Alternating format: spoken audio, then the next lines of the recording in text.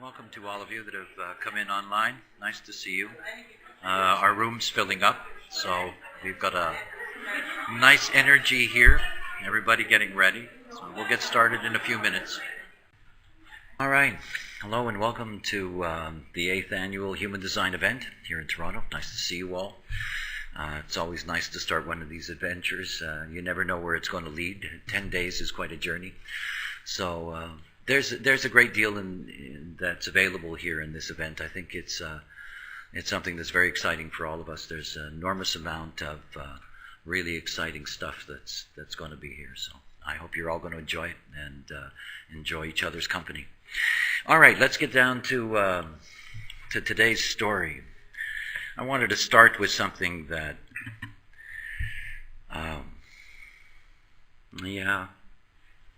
we are living in perhaps some of the most extraordinary times that one can actually imagine. It's something that I've often shared with students of mine. One of the things that I love so much about human design is far beyond the obvious that we deal with in the basic mechanics, that is helping people with the possibility of being able to change their life and being able to discover who they are as a being. Human design is deeply complex knowledge, is very profound. It covers many, many areas, and it looks at mechanics both at the microcosmic and macrocosmic level. I've been fascinated most of my adult life with... Am I finally wrong? Is there a God? Is that a bowling alley? Yes, something like that.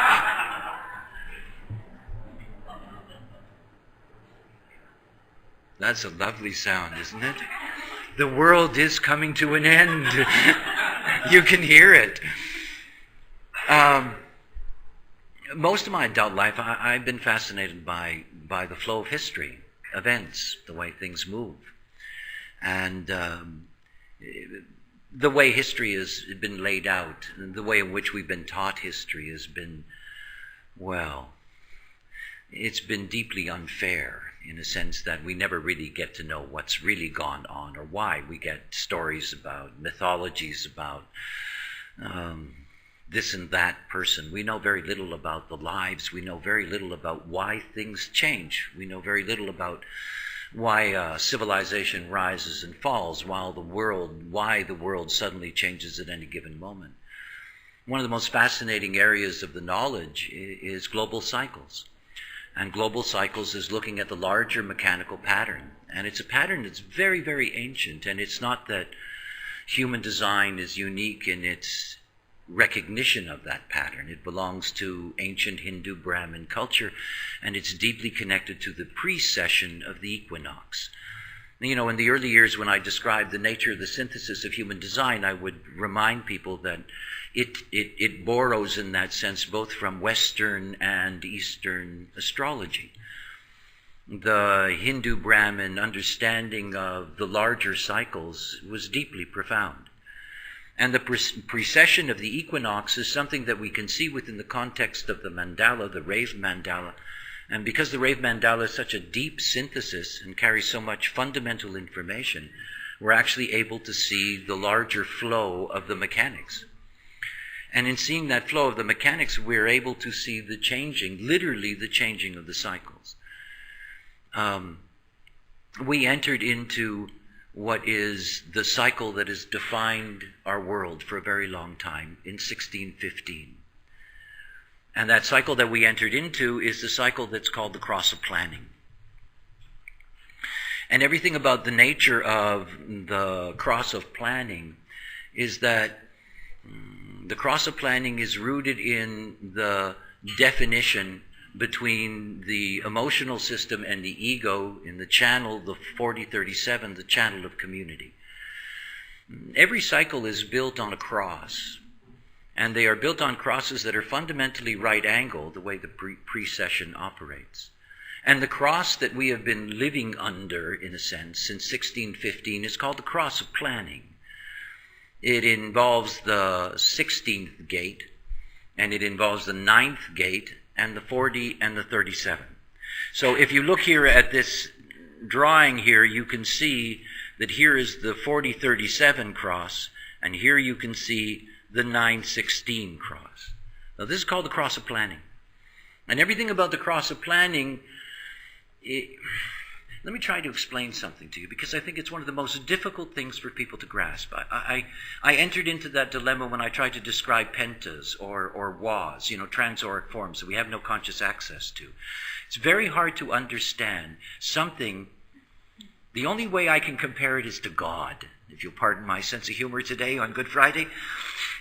There is this all-knowing, all-sensing thing in the background that's influencing us. It's influencing us. The great mystery, eh? The program works in mysterious ways. There's this great mystery. Okay, and this great mystery actually has physical themes. Physical themes. And those physical themes have been penetrating our cells, our genetic code, for hundreds of years, since 1615. Your parents, your grandparents, your great-grandparents, your great-great-grandparents, going back and back and back and back. They were all born under the cross of planning. And the cross of planning has defined our world. Since 1615, our world has changed radically compared to any other epoch in our history. And it began with the power of the 4037, because this is the channel of community. This is the channel of the bargain.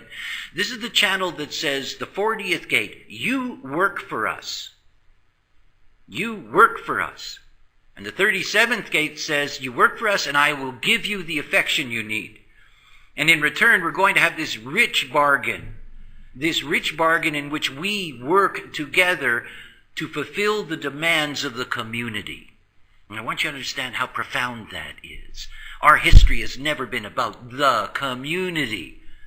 It was about, Ramses or Alexander or Napoleon. It was never about the community. Never. If you knew something, you were a black magician, and you didn't tell anybody else because you would give up your power. If you learnt something, you didn't offer it to the community. Screw them. You kept it for yourself, for your own advantages. But beginning in 1615, every single intellectual development in humanity was offered to the community because there was no choice. And it wasn't like human beings suddenly changed overnight and became nice and friendly. You strip away the programming, you've got a world full of killer monkeys. This is what the not-self world is. It's a control mechanism. We're living under an enormous control mechanism, and it's going to go away. Think about what the 4037 brought us. The first thing that it brought us was the true industrial age. The building of factories. The industrial age and the building of factories and the beginning of providing organized work for the community led to a number of demands. What are you going to do with the children? Institutionalized education began. The great programming of minds began. The community began to be propagandized and formed by the institutionalization of education. Along with that came benefits. That is what we would eventually call modern medicine, the building of hospitals, care facilities, all of these things. The establishment of true modern states that all went through revolutionary transformation during this time in which the people rose up and took power. The American Revolution, the French Revolution, the revolutions all through Europe, all of these revolutions that transformed this ancient rulership from above, in which the community was nothing but fodder, to a world in which the community demanded everything is for us. We think that modern democracy is because we have become more enlightened and more aware. If you believe that, I have things to sell you at incredible prices. Because it has nothing to do with us. Human beings are so malleable. We are so deeply conditioned. Take the nodes of the moon. They're approximately 3 months in a gate. Those nodes of the moon will go into a gate and make a connection for somebody that gives them a definition that suddenly they think they've got this and that and the other thing, and off they go and they're running, and 3 months later it goes away and they drop like a stone. Well, we're about to have this on a global scale because we're used to all of this stuff. We are used to everything being for the community. We're used to institutionalized science. Can you imagine? I mean, if you go back to the very beginning of the cross of planning, to the Newtons and whatever, you go back and you have these individual flashes of genius that define the nature of what science was going to be. And you can pick their names out of the history books at the beginning of the cycle. And now, Nobel Prizes by committee. 39 professors sharing the Nobel Prize for some obscure little whatever and finding some truth. We live in a totally different world. We live in a vast, institutionalized, deeply controlled world. And it's not because this is what we want. It's not because this is what we've worked for. Think about all these philosophers that actually think we've done a great job. I have a huge ego. And I'm not mad enough to think that I've done anything, The madness of it. Because all of those philosophers are leading us down a trail that's going to be incredibly depressing. Because the fact of the matter is that the moment that this cycle changes, all of those things that we have taken for granted about our interrelationships with other human beings on this planet, wave goodbye. You think it is natural for us that we are able to have a world in which we are all connected and everything works and we respect each other and all this stuff? Sounds nice, doesn't it? But you see, this is where we are at the end of the cross of planning. And if you look all around you, you will see that all of these institutions are beginning to fall apart. All of them. Governmental, non-governmental, charities, all of these things, school systems, governments, international aid agencies. Think about international aid. One of the things that's so obvious to me about the nature of the world is how incredibly cruel it is. We have 40,000 babies die an hour that don't need to. We live in a hellish place. It's a hellish place. See, there is an arrogance in those that have been able to avoid most of this, to try to turn away from what that is. Think about all those children in the world today that will not survive till tomorrow unless there is some foreign agency, some foreign service, some charity that's going to deliver their medicine, their food, their whatever it is. We spend billions and billions and billions and billions in delivering all of these services all over the world through these kinds of agencies. This is the cross of planning. This is what Marshall McLuhan taught here in Toronto when he said the world is a global village. We have to be concerned for our world community. We have that amongst all of those that, want peace on earth and, all the spiritual stuff.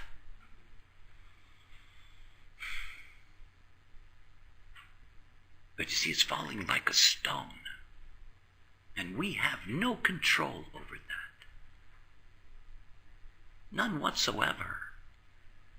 It's not like it can be saved. Look at the financial institutions. This way of trying to control the energy of the world, organize the energy of the world for the benefit of the community.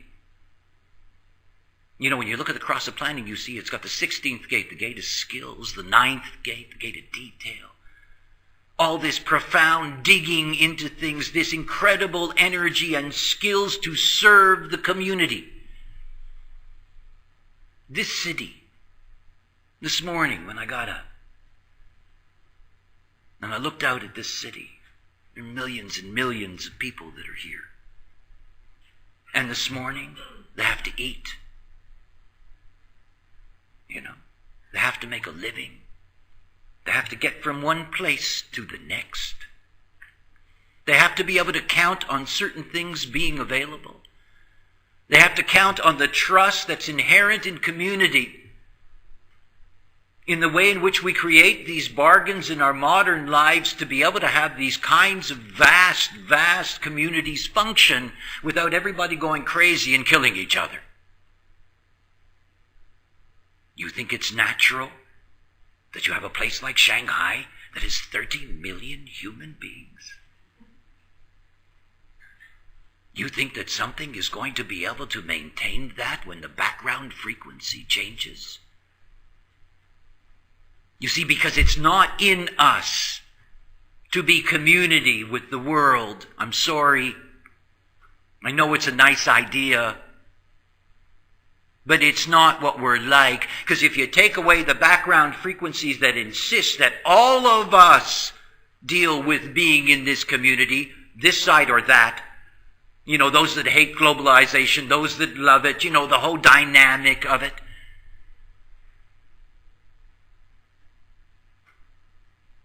See, we're so blind. We're so lost in the propaganda of this age that we don't see it.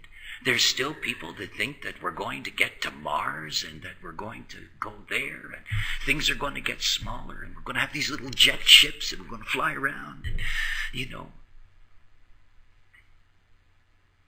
You think any kind of institution can run if there's no background frequency that says this is what you do? If the background frequency isn't there, human beings aren't going to do that. They're not. The 4037 says that everything is about loyalty.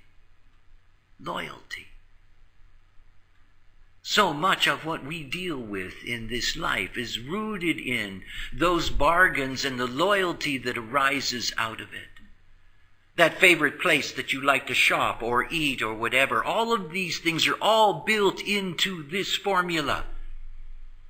And it's a globalized formula that's been here for hundreds of years. Hundreds of years. There's something to see here. You can see that there is another cross in this diagram. And when you're looking at this mandala, what you're looking at is the way in which the G center really forms the mechanism and the key of everything. It's what holds it all together.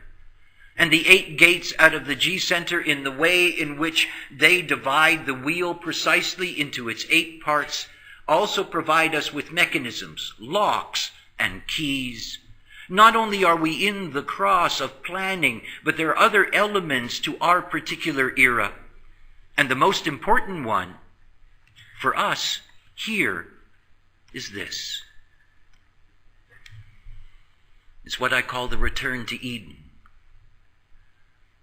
You see, the lock system, the 13th gate represents the witness, represents the secrets, represents the keys. The 61st gate is the gate of inner truth. We are now in the first line themes of this retrograde process because the precession of the equinox moves backwards. We entered into the first line themes, the first line of the 37 and the 40 and so forth. We entered into those first line themes at the beginning of the 1960s. Until 2027, we are living in a time where knowledge, inner truth, is possible. And when 2027 comes, the door closes. We have had many dark ages. Every cycle brings its own machinations. The cycle that we are in now is a great opportunity for us at the close of a very important time for us. This is our flowering as humans. Please understand that after 2027, humans will no longer have the potential to flower. Our time will be over. Not that we're all going to drop dead or anything, but the fertility of what it is to be human is going to be sacrificed to the fertility of the possibility of what it is to be rave. That is, we have a great mutation that's taking place that's rooted in our emotional system. This is the most important time in the history of our particular branch of the human family. In the approximate 200,000 years that this form has existed, from the 7-centered to the 9-centered being in 1781, to this point now, this is the place to find the truth. And if you look around you in this world, if you Google, I hate saying that because I don't like these people. I don't. But I like the service. If you Google, you cannot, in your lifetime, you cannot read all the truths that have been revealed in these years since the beginning of the 1960s. There is truth being revealed every millisecond, literally. This is the incredible momentum that is there, this speeding up that everyone sees. There's this unbelievable pressure on us to get it right now, because we're not going to have the support in the future, and we're not. Where we're going is to the cross of the sleeping phoenix. And the cross of the sleeping phoenix is the darkness to the light of planning. And I don't mean that to sound heavy in that sense. I just mean it in the sense that we're dealing with absolute polarities. The cross of planning is fundamentally tribal. We have had hundreds of years of the development of the global community. The sleeping phoenix is fundamentally individual. Those children that are coming into the world, those children that are going to be born post-2027 who are going to be like us, that they're going to live in a world that is going to be incredibly different from this one, because the background frequency isn't saying make a bargain with your neighbor. The background frequency is saying forget about your neighbor, look after yourself. When the precession of the equinox leaves the 37-1, it enters into the 55-6, selfishness. The great global theme is going to begin with selfishness.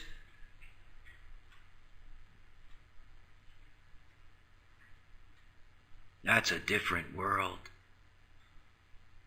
Think about all the support mechanisms and all of the bargains that you need to live your life right now. You think about it.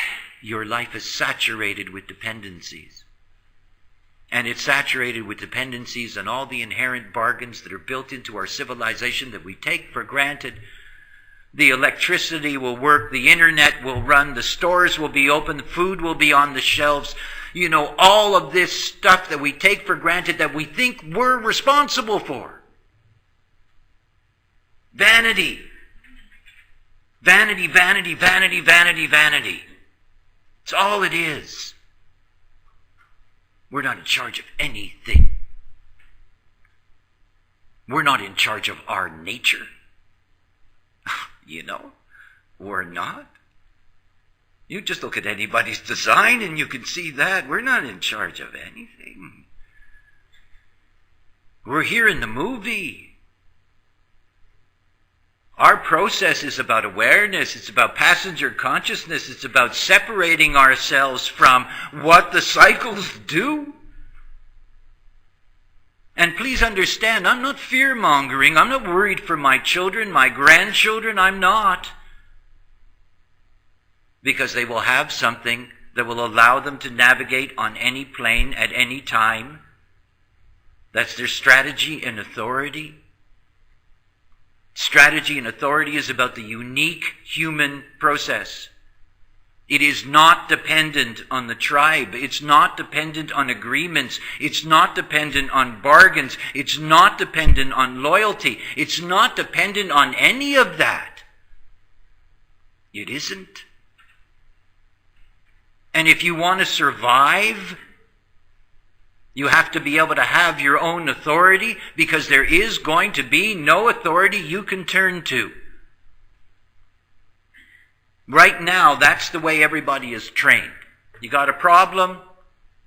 Dial 911. You know? There's some authority somewhere, someplace that's going to be the key for you. There's somebody that you can call, you know? We'll call them and have it fixed. Right. See, the cross of planning is such an incredible seduction for us because we're at the end of it and it all looks so well. Look at us. Look at what we've done. Yeah. Well, I see what we've done. I see that there's 2 billion of us who are hungry, you know. I see that there's hundreds of millions of beings that are in violent zones. I see that half of our species, womankind, is the most repressed and controlled. I mean, the things that are going on this planet, it's not like, you know, because when you scratch the surface, you have nothing but ignorance, and you have nothing but fear. And we are living in a world that is dominated by 7-centered philosophies that have nothing to do with what it is to be us. We are not here to be afraid. We are not here to struggle. But that means that we have to be able to stand on our own feet. That you cannot expect that the world is going to deliver for you. You know, this is what we expect now, that the world's going to deliver, our governments are going to deliver, you know, all of this stuff. But look at this world, with these horrendous religions, what they do to humankind, the control mechanisms that are at work on this planet, the ignorance that's here. And all of it is maintained at a certain level of civility only because of the background frequency. You know, that day will come when that background frequency goes away, where it's going to be very hard to get a whole group of people together to do the same thing.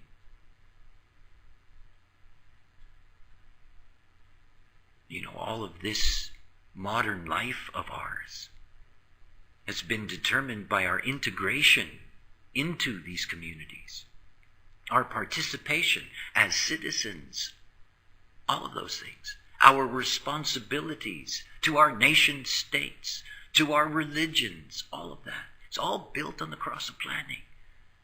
And it's kept everybody in a certain level of control. Homogenization, the not-self, this is the vast control mechanism at work. You are never going to be able to change it, defeat it. You can't do anything. You can't. You can't save the world. I know that. The world is intent on not being saved. It's not what the world is about. It isn't even what life is about. Everything that I understand about the nature of being is that everything is about mutation and change. The only thing that is constant is change. You know, those great stories of Inca civilizations that rose and overnight, boom, gone. See, what we're looking at is the crowning glory of our civilization 100 years from today. It's gone. Gone. The world as we know it, gone. You take away the background frequency, you change the frequency. When you change the frequency to me, I, the us and the we are done. Toast. And that's a different world. And most human beings are ill-equipped for it. Because human beings have never been taught how to be their own authority. Here's the great trap of the cross of planning. The cross of planning says, You don't have to worry. Get a thesaurus or get a dictionary or, call your doctor or go online or you don't have to worry. You don't have to decide anything. You don't have to think. And they don't.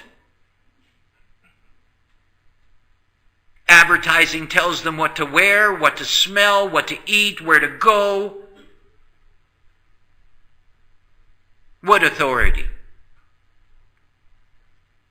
Human beings don't have authority. It's the first thing you must give up to be human. The moment you come into the world, you have to deal with those authorities that are going to control you and determine what your nature is going to be. People aren't taught. They don't know how. How many times do I have people connect to me and say, I don't know what to do? And I say to them, me neither.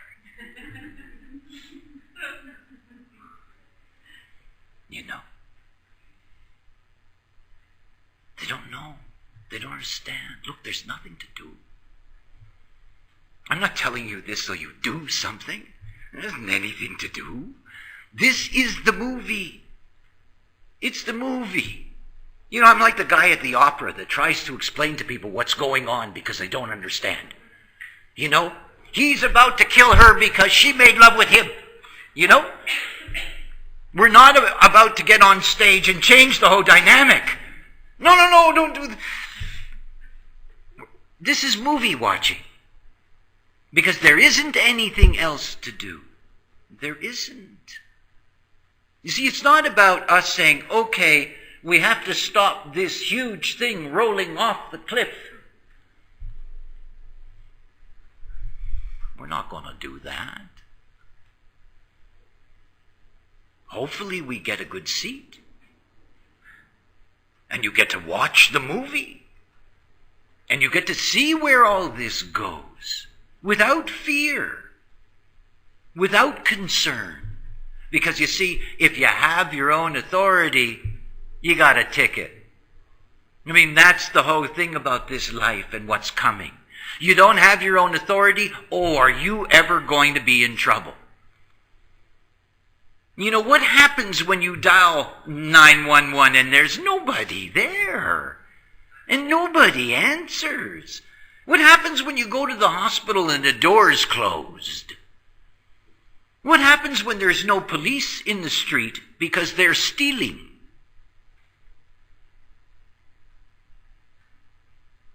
See, the cross of planning isn't just about some kind of, funny concept up there. It isn't. It's in the whole fabric of our lives. See, there's all these people now trying desperately to hold on to the cross of planning. You can see this in all the fundamentalism in religions. And I'm not picking on Islam, all the religions, the fundamentalist Jews, Christians, Buddhists, you have fundamentalism everywhere. They're all, and they all want to go back. Like bin Laden. They want to go back 400 years. Let's go back to the beginning of the cross of planning, where everything was sort of like, we're on, everything's okay, and we're all together, and and we're all ignorant, and we're all happy. Except for our women. No, there's a backlash. And we're beginning to feel it. There's this enormous fear. Between you and me, don't tell anybody. But the world's basically broke. Nobody's got that quite figured out yet. If countries were like people, we would have foreclosed on Greece and Iceland and we would have foreclosed. We would have taken it over, repossessed the country, we have real, institutionalized problems that are incredibly profound. And there's all this haze over the top that says, everything's, we'll work it out. We have our committees and the committees of our committees and those other committees, and eventually we'll have an answer for you. And of course, all the politicians are doing the same thing they've always done during the cross of planning. they say they're working for us. And you notice that? That's the classic 40, right? You know, oh, I'm working for you. I've always wanted to work for you.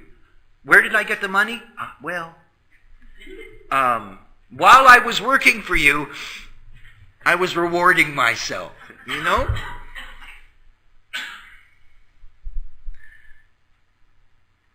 One of the things that was so obvious to me at the very beginning of my process is that I was given knowledge not to save fucked up people, which I've been dealing with for a long time, but to make sure that children would survive in the future. Because that's really what it's all about. It's about understanding that we need to teach human beings, particularly our young ones, how to have their own authority.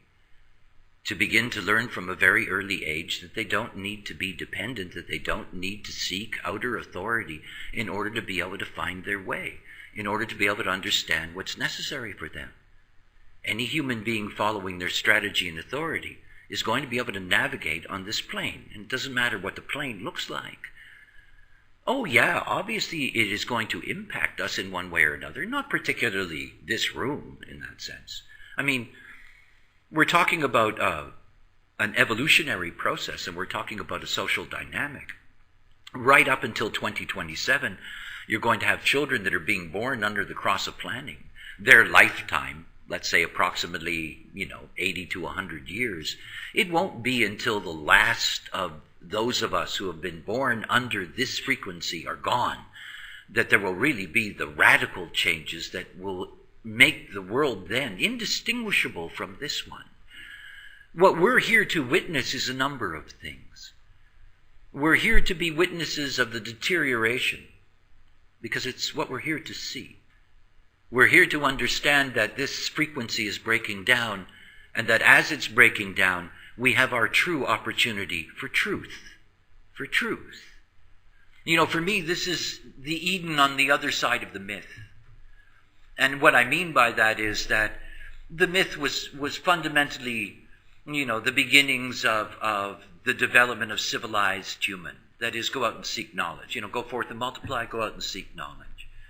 We did a lot of multiplying. And we've sought our knowledge. And we're actually at a place where we have basically, come to the point where we're not going to be able to multiply anymore. And we've come to that point where those truths that are essential to us are becoming available. The reality is that at every single level that you can look at in the sciences, what is being revealed on a day-to-day basis is really quite incredible. There is this enormous, enormous energy pushing us forward. My real concern about truth is that truth moving forward into the future cannot be carried on the internet. I mean, for as long as the internet lasts, that's very nice. But we have to return to an understanding that if we're moving into an age of individuality, that we're returning to the age of the oral tradition. And it is one that is going to be very important. It is part of my teachings, one of the things that I'll talk about, particularly on Sunday, for example, in the rave psychology lecture that I'm doing, about understanding the nature of rightness and recognizing that, half of humanity has a right mind. And that means that there is this enormous potential for storing knowledge. It is this storing of knowledge in individuals that is going to be so important for us because it is literally humans that are going to be the resource. It's part of our process of coming to grips with what it means to go forward as an individual rather than going forward as a species. Humanity is caught in the thrall. You're not going to get them out of it. You're not. It's like that crazy thing yesterday. I don't know if any of you saw it on my Facebook page. Television presenter in Lebanon. He does a TV show where he does, I guess, astrological prediction. Talks about what's coming up and gives people advice. He decides to go on a holy pilgrimage to Saudi Arabia. One of their pilgrimages. When he gets there, they arrest him. They charge him with sorcery. They sentence him to death. He was supposed to be beheaded today. They've stayed the execution. And today they were supposed to cut off his head. Now that's what I do every day on Facebook. You know, I mean, it's a capital punishment crime, what I do in Saudi Arabia and in Bahrain and in places where sorcery now is a big problem. You're not going to be able to influence such a world. I mean, I know. I've been at this for 23 years. You know, if you're not ready and it's not your fractal, it isn't going to touch you. It isn't. Because it isn't for everybody. Because most human beings can't get out from underneath that shroud. Let alone their own personal conditioning, but on top of that, the conditioning that's there in the frequency of our time. And you see, they're the ones that are truly going to be at risk as we move forward. They will. Now, I can't... I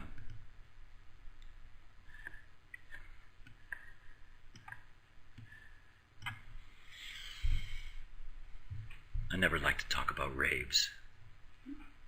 And I'm the guy that told everybody about them. We have a mutation that's taking place. The mutation actually started in 1781. The mutation is in the 49th gate and the 55th gate. They are a codon called histidine. It is why we have had vast increases in autism, prostate cancer. All of these have been related to this mutation that is taking place in the solar plex system, something I've been talking about all my years of teaching. The human family is really an extraordinary one when you think about the evolution of any species. We have a very interesting history. There have been many, many variations in our family tree. As a matter of fact, they just found a fascinating one. They found a finger in a cave in Russia. And at first they thought it was human. You know, some old human member of our family, Neanderthal probably. And after doing a couple of years of DNA research, they discovered that it's an entirely new species. And in that particular area of Russia, at one time, there were three kinds of us.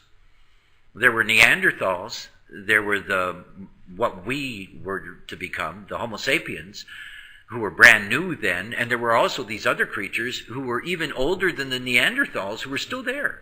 And they made jewelry, which always says something really nice about a monkey, no? That's a joke. Anyway, our family tree is complex, is what I'm trying to say. And in 1781, the old seven-centered model disappeared, and this nine-centered model, what we are, arrived. Now, by the way, we're temporary. I mean, I think it's one of the most interesting things about the way the program works, right? We're a transitional form. That's what the nine-centered being is. And out of our transitional form comes what's new. And that's going to be those beings that are born with a transformed or mutated emotional system. Now, obviously in a lecture like this, there's no way that I'm going to be able to go and explain in detail all of what that means. There's a lot of material available at the website and so forth and so on, if you're interested in it. But fundamentally what it means, so you have a grasp of it. There's going to be children being born after 2027 that are going to be a horrible shock and trauma for their parents. The same shock and trauma that a parent of a severely autistic child feels. The sense of loss that you don't have the promise that you thought you were going to have. And the concerns and all of the things that come with it. I work with many, many, many mothers of autistic children. It is quite a thing to deal with. But the rave is going to be even more so in a sense. I mean, I assume that the first ones coming in will be very, very quickly institutionalized because it simply will not be understood what they are. They will have a poor vision, poor muscle tone. They will probably never be efficient in terms of movement. They probably won't develop any sophisticated level of speech in the way in which we understand it. And yet they will be part of something that we have no access to. We all live in and were born into pentas. Penta is a transauric form. It's the foundation of the way in which life is organized on the planet. A penta begins when 3 people come together. It maximizes at 5. 3 pentas together plus another being represents what's called a wa, which is the largest transauric form that really controls the way in which society operates. We live in pentas, but we are not aware of them. In my work, in working with penta knowledge, both in terms of its family practice application and its business application, it's only when you're taught these things that you can actually get to see it, because it's incredible. You get to see the way penta works. I mean, if you look at a family grouping and you look at them within a pentagraph and you do the analysis of the pentagraph, you see the whole family. I mean, and it's all controlled. And yet the moment that the members of the family are outside of that penta, it's all different. We're controlled by these auric forms. The rave that's coming will be a conscious participant. In other words, they will be part of what is a conscious penta. Let me try to explain the difference. As human beings, we are here as nine-centered beings to fulfill our unique potential. It's what I teach. It's my whole purpose. For each human being to be able to realize the possibility of what it is truly to fulfill their potential as themselves. It is what our G-center, in a sense, is all about. It is about holding us together in the illusion of separateness so that we can express our unique nature. It's what we're here for. It's what human design provides. A mechanical way, tools for being able to get to that place of living out our uniqueness. And in that uniqueness, what we share, all of us, what we know so deeply in our hearts, is that we are alone. We are alone. We are alone inside of these shells, no matter what our relationships are and whatever their beauty may be or not. We are alone within these shells. And everything about being alone within this shell is that we are here to fulfill the potential that is there. When I teach love yourself, I'm not being philosophical. I'm teaching you the only thing that you can truly ever love. Everything else is just a movie. But yourself, this is all you have. This is what we are about. And this is what we are here to fulfill. But those beings that are going to be born raves, they will never, ever, ever be interested. It will never be the point for them to be unique. They're not interested in unique. They're not interested in their own identity. They're not interested in self. They will simply give. They will be living components of a transauric form, and the form itself will be the entity. If you take 3 of these babies and you put them together in a ward, severely damaged children ward, you put these 3 babies together, within hours, nobody is going to be able to go near them. They have potentials that are rooted in what we study, for example, in both rave psychology and primary health system, understanding the higher tones of cognitive potential. The higher tones of cognitive potential, the 4th, 5th, and 6th tones, are going to be realized through these beings. They will have ways of relating to reality that is different from us because they're going to be operating out of an awareness system that is the emotional system and not the emotional system the way we understand it. Our emotional system, the 9-centered human emotional system, is dominated by waves. It is the motor function that is the whole thing. And it's the motor function that causes both the distortion and the possibilities. It is also the motor dysfunction that in essence gives us the nature of our world, a world that seems to be a roller coaster of pain and pleasure. And all of that is delivered from the emotional system. But those that are going to be born post-2027, that are going to carry this mutation in the solar plex center, are not going to be carrying a wave frequency as we understand it. It's the next progression. We began with splenic awareness.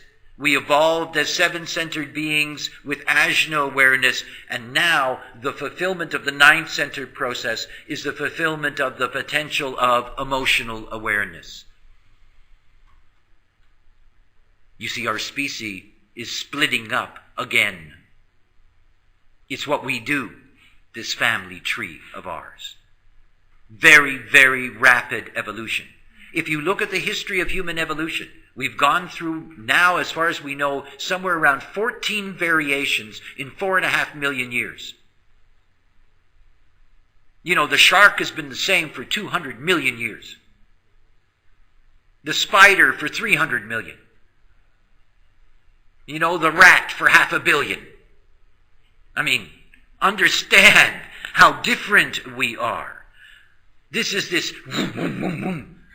you know, we're just moving along, and this evolutionary progression keeps branching. And in that branching system, we always end up with those different branches of the family existing at the same time for a certain amount of time. Now, in my process, I was told that all this is going to come to an end anyway.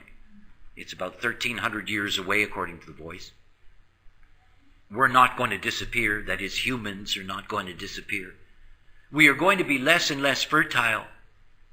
Slowly but surely, as we move into the next 200 or 300 years, more and more of the right beings, the raves, are actually going to be coming into the world. But we're going to live together till the end. We will each have our way, and we will have no connection to each other. Cro-Magnon and Neanderthal never had a relationship. There is no evidence in the genetics that they ever mated, that they ever connected to each other in any way. We are not going to have any connection to these creatures other than they came out of us, because that's part of why we're here. It's part of what the nine-centered mechanism is about. I'm human. I'm a nine-centered human. Everything I understand about the rave is not something I like, because it's not something that is connected to me. It's not connected to uniqueness. It's not connected to the magic of what it is to be in one of these enclosed forms. Not being a spiritual person myself, I don't rationalize that raves giving of themselves to a larger whole is a wonderful thing. Because as a human, I know that we're going to compete with that larger whole, and it's going to be much more competent in dealing with the material plane than we will be. Pentas dominate the world. That's why we use it for business analysis. Nothing is more aggressive than a penta when it comes to material survival. You're going to have beings who are going to be deeply rich in an awareness potential that is all going to be given to a larger whole that is not human, will not care about us, will not have any of our stories. My concern is humans moving forward. That we get to live out the fullness of the beauty of what it is to be us. Despite the nature of the world, despite everything that I have seen, every time I look at a chart, no matter whose chart it is, I understand the magic, absolute, incredible magic of what it is to be us. The possibility of what it is to be us. To truly be able to fulfill that uniqueness that allows us to walk this plane in the way we were intended. Free of guile, free of fear, aware, eyes open, seeing life for what it is, and taking in the richness of that. This is an incredible plane to live on. You know, and all we have to do is understand you can't save everyone. You can't spend your life being worried about them, because it isn't going to help. What you have to do is begin to understand the importance of selfishness for yourself. Because until you're correct, there is no one you can help. There isn't. You got to take care of your own business first. You got to take care of what it is to be here and to be free of the control mechanisms that distort our lives. And then be open to who's there. It is not a cross of planning commitment. You don't owe it to anyone. It's about things being correct. What I've learned along my way is when there are those that are ready, they show up. You don't have to look for them. They show up. When you're ready, they're there. When you love yourself, love is everywhere. You know, it's just basic things that are there for us. So this huge cycle, you know, I love it. This enormous wheel turning. It's not something to fear. Please understand that. But it also means that you have to let go of certain kinds of conditioned hope. Those fantasies, those dreams, all that nice stuff about what could be, might be, should be. It's all very sweet. Thank you very much. It's useless. It's useless. I'm a practical man. You take care of your business. You take care of yourself.